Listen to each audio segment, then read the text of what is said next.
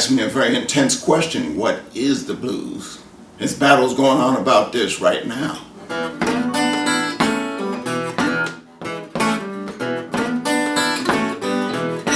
I want you to dance with me, baby. Slow drag me, honey, across this floor.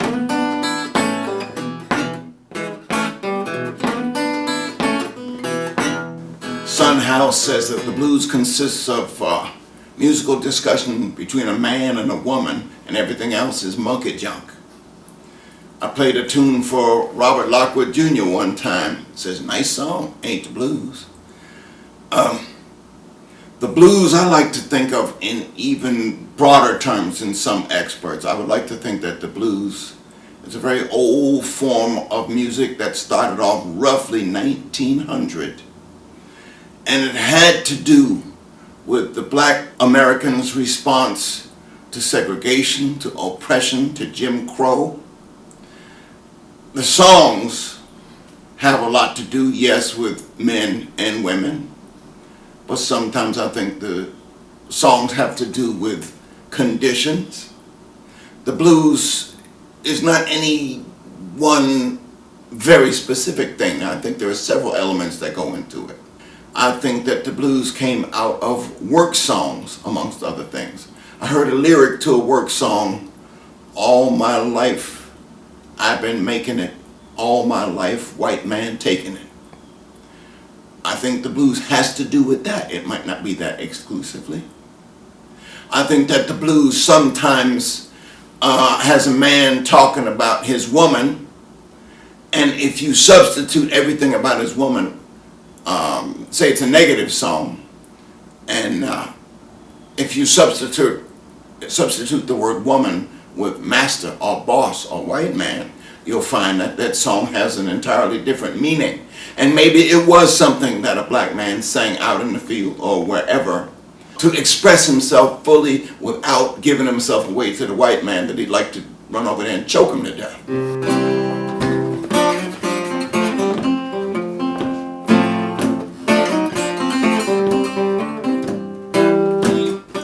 Blues is not easy to define. You listen, think of the scope of how it is right now. You got blues musicians from all over the world now. I've met blues musicians from Japan, from Australia, from all over in the UK and all across Europe and up in Canada. And there's some cats in South America, in Ecuador. Everybody seems to be jumping on this blues bandwagon. Some of it sounds like rock and roll. Some of it sounds like hip hop. As broad as these definitions are, I, Guy Davis, would like to think that the blues is something that will always be connected with the black man and woman in the United States of America whose suffering led to this music. The blues contains the historical DNA of this country. This country was built on slave labor. I mean, yes, there were the brave and noble pioneers from Europe. And that's a good and wonderful thing, except you ask the Indians, maybe they don't think so. But it took the black man's sweat and blood, and also the sweat and blood of Chinese folks, of Native American folks, of various cultures coming to this country to make it. The blues is that historical record. It might be in the form of songs, it might be in the earlier parts the form of work songs, but it tells our story. Now, by our story, I do mean black Americans, but I mean all Americans. So it's important to all of us. I've been down so long, I might never get up.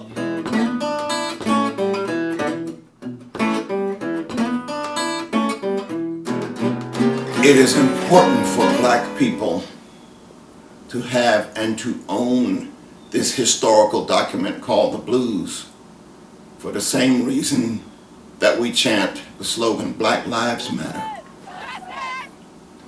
It is important to our communities to know our past, our present and be able to project into our future. Black folks are being called on now to take those cameras out into the community, because if you see the police or other black folks or white folks or whoever doing wrong, document it. So let's show it to the world and see if we can get a little justice up in here, see if we can get some understanding and clarity about what direction this community is supposed to go. Well, the blues is another way of documenting other than a camera. And though the majority of the blues is in the past, it is a historical document, it is an important one nonetheless. Of course, we have that old phrase, those who do not learn from history are doomed to repeat it. Well, I reckon that's true. Being vain, I don't like to think of myself as historical or hysterical, whatever the word is. But it's important that we listen to these blues songs because it tells a lot about human nature, American nature, white people nature, black people nature, woman nature, man nature. It's because Black lives matter. That's why the blues is important.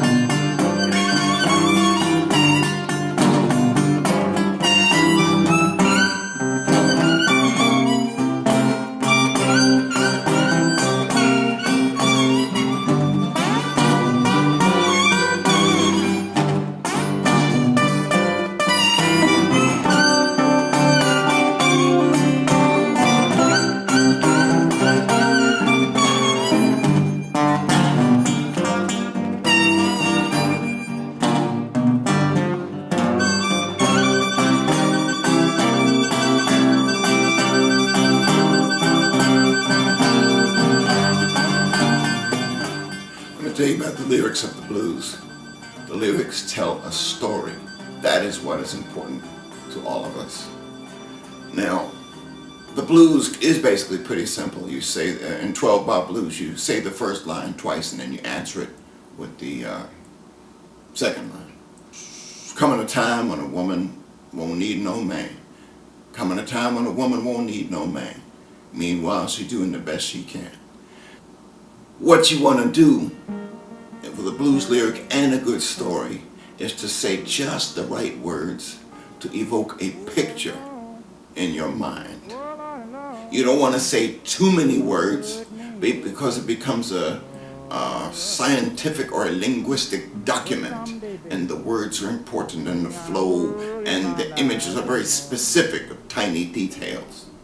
Then you don't want to leave it too loose, otherwise people will have too much, there'll be no point of entry into a subject or a topic. Like I say, I feel the blues, man, and just leave it there, and that could take you anywhere.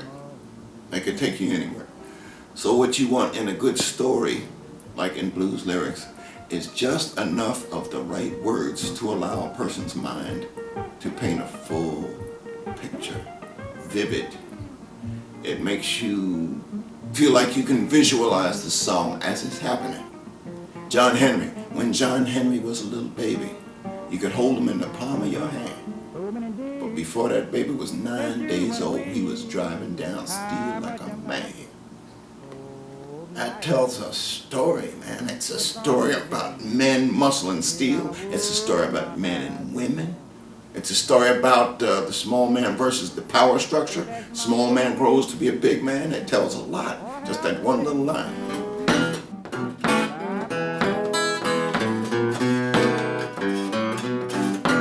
He took a look at my toothbrush, took the comb right out of my hair, took my reflection out the bathroom mirror, and they left me standing there. I want some black coffee, Mama. Please bring it in my favorite cup.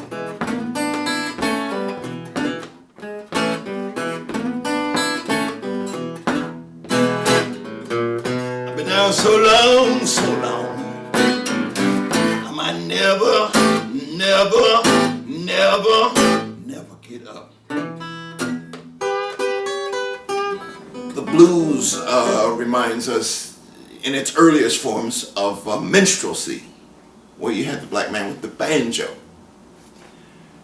And those were times that black people do not like to look at all up close.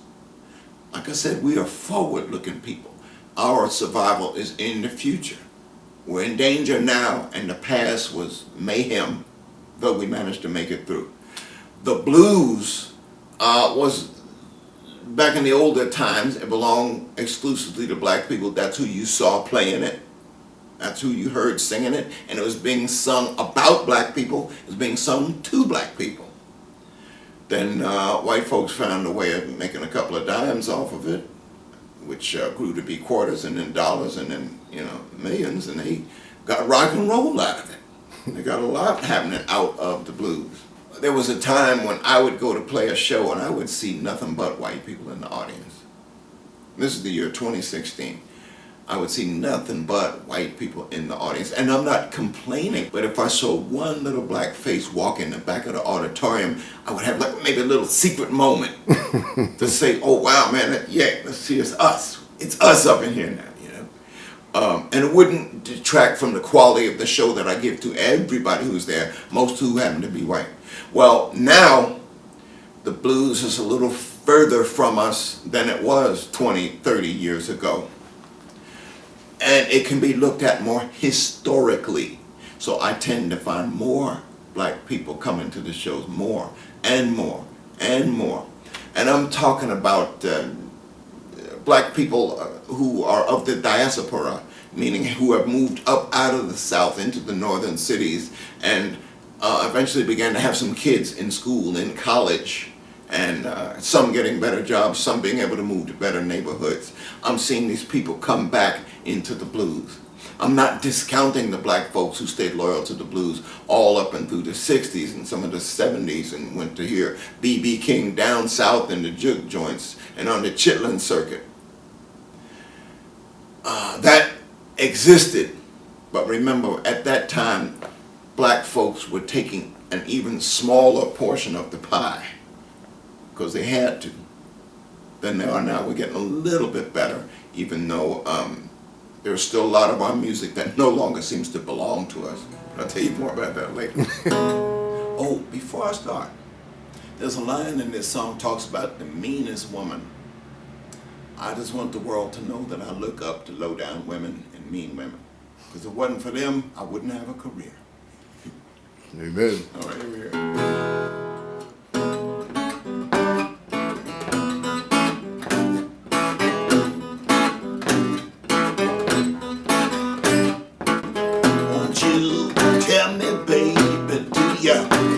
Right, you're with your kid all day and run to me at night. With your kid all day and run to me at night.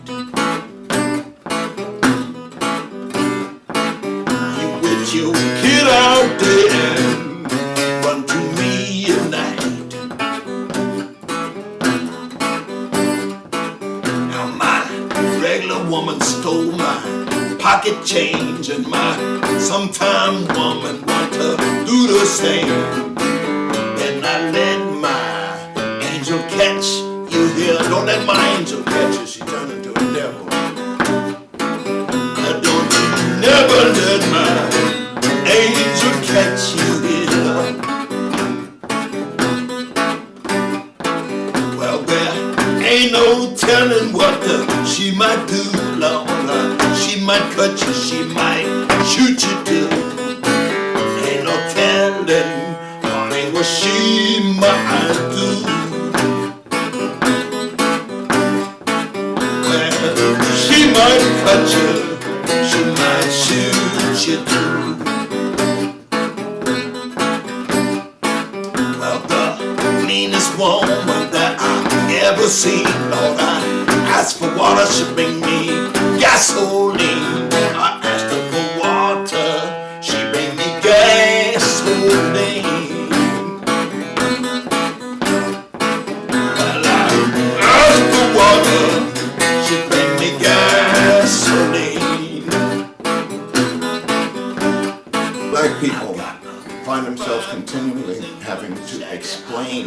themselves, their thoughts, their ideas regarding our culture, the blues, because we are marginalized people. And because we see so many of us today in movies and on television, it's charming, it's nice because we're in the mainstream of America, but we still ain't. To some extent we are, in the sense that the media gives us a greater presentation of ourselves and representation of ourselves, but there's still way more to go. When black folks have to deal with the blues, sometimes you gotta sell it, sometimes you gotta give it, sometimes you're gonna get fooled. I think we just have to claim the music if we can only do it emotionally and spiritually. I doubt if any of us are gonna die rich. We are the descendants of the people who created the blues. I'm sure they would have love for us to get a piece of bread in our mouths because of that music. Just the same way the slaves almost couldn't dream of ever having a black president of this country. If I understand your question correctly, has it taken so long for black people to come around again to address and accept the blues? Because we didn't want to, because maybe earlier was a little too close and uncomfortable. Because, I think so. I think that even 20 years ago, there were so many more black people alive who, in living memory, knew of somebody who was lynched than there are now. I think that you have to come up out of a thing before you can turn back around and look at it. If you're trying to look at it while you're in the middle of it, it's going to look entirely different. If you're inside of a burning house, all is chaos. Everything is about not being burned. It's about finding air where there is only smoke. If you're outside across the street, you can see not only the room that the person is from the outside that a person might be trapped in, but you see 4 other rooms around them that they shouldn't run into. And you maybe see somebody jump out a window. So yes, you have a perspective. That is what black folks have needed. That's amongst the things that black folks have needed. It's interesting that now that we have a black president, at least for a few more months, it has afforded us certain distance from the past, and at the same time there are those who have said, well, you got a black president, you don't need nothing else. And that's very wrong. What the candidates for president right now, Bernie Sanders, Hillary Clinton, and that other individual I won't mention, have not been saying is that the face of racism is economic. Of course, there are still plenty of news headlines that talk about people with black skin being way more likely to be hauled off by the police than people with white or light skin.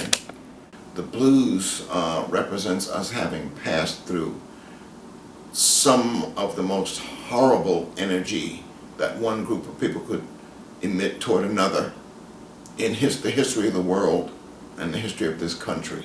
Okay, I'm going to say that yes, I am making my living getting money in exchange for not only singing our songs in concert and singing my own that I create based on our old songs and also some of our old songs. Yes, I get paid to do that and I get paid to give lessons. Am I selling our birthright? I can't say that I'm not. I cannot say that I am not selling our birthright. But if it were to just stay with me or in just amongst select groups of black only people, and it was a big secret, how long do you think before it would be found out by Caucasian artists or artists from all over the world and exposed and spread? It would be found. The only way to not have it exposed would be to never play it, and I'm not willing to do that. I've got to sing these songs. It's in me to do, so I'm going to claim that. I'm going to claim that from our ancestors, that it's in me to sing these songs. I got chocolate kisses, get around me while you can. once you start, you can't stop till you eat all the chocolate in my chocolate shower. I'm the chocolate man. I'm the chocolate man. I got chocolate kisses getting from me while you can. Talking About the Blues plays an important role in media and new media, celebrating our heritage, preserving blues music, sharing artist journey, bringing diverse people together, all in audio and video content. Hey guys, let me tell you how you can get official Talking About the Blues merchandise. Go to our online store at www.talkingabouttheblues.com where you can purchase t-shirts, hoodies, mouse pads, mugs, and iPad cases.